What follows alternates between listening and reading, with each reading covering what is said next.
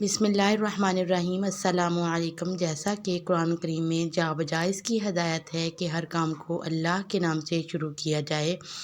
اور رسول اللہ صلی اللہ علیہ وآلہ وسلم نے بھی فرمایا کہ ہر مہم اور کام جو بسم اللہ سے شروع نہ کیا جائے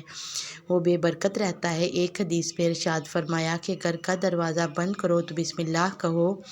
چراغ گل کرو تو بسم اللہ کہو، برتن ڈھکو تو بسم اللہ کہو، کھانا کھانے، پانی پینے، وضو کرنے، سواری پر سوار ہونے اور اترنے کے وقت بسم اللہ پڑھنے کی ہدایت قرآن و حدیث میں بار بار آئی ہے۔ ہر کام کو بسم اللہ سے شروع کرنے کی حکمت اسلام میں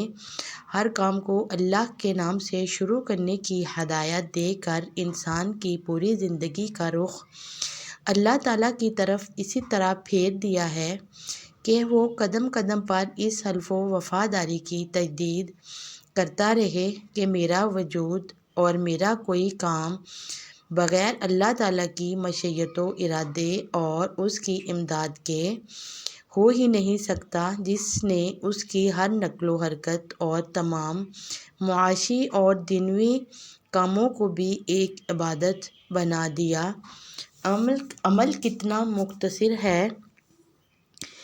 کہ نہ اس میں کوئی وقت خرچ ہوتا ہے اور نہ محنت، اور فائدہ کتنا کیمیاوی اور بڑا ہے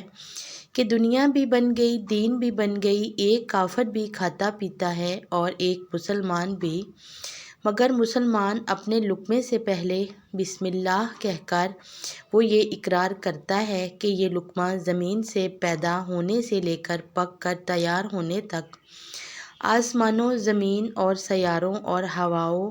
فضائی مخلوقات کی طاقتیں، پھر لاکھوں انسانوں کی محنت سے صرف ہو کر تیار ہوا ہے، اس کا حاصل کرنا میرے بس میں نہ تھا۔ اللہ ہی کی ذات ہے جس نے تمام مراحل سے گزار کر یہ لقمہ یا گھونٹ مجھے عطا فرمایا ہے۔ مومن و کافر دونوں سوتے جاگتے بھی ہیں، چلتے پھرتے بھی ہیں،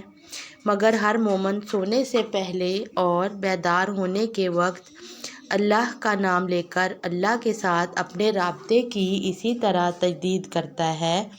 جس سے یہ تمام دنیاوی اور معاشی ضرورتیں ذکر خدا بن کر عبادت میں لکھی جائیں گی۔ مومن سواری پر سوار ہوتے ہوئے اپنے اللہ کی یہ شہادت دیتا ہے کہ اس سواری کا پیدا ہونا یا مہیا کرنا، پھر اس کو میرے قبضہ میں دینا انسان کی قدرت سے باہر ہے۔ تمام مسلمانوں سے گزارش ہے اپنے ہر کام سے پہلے بسم اللہ اپنی عادت بنائیں اور اپنے بچوں کو بھی اس کا عادی بنائیں۔ ویڈیو اچھی لگی تو پلیز لائک کریں اور انمول وظائف کو سبسکرائب بھی کر دیں۔ اللہ حافظ۔